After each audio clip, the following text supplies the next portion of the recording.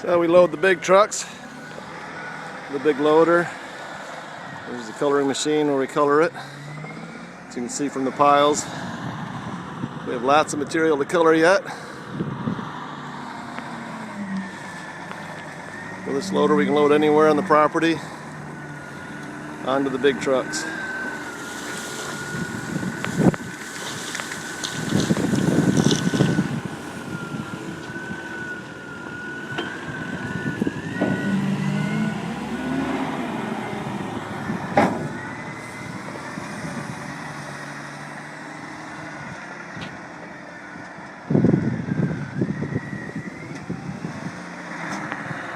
The rest of the yard from the top of the truck.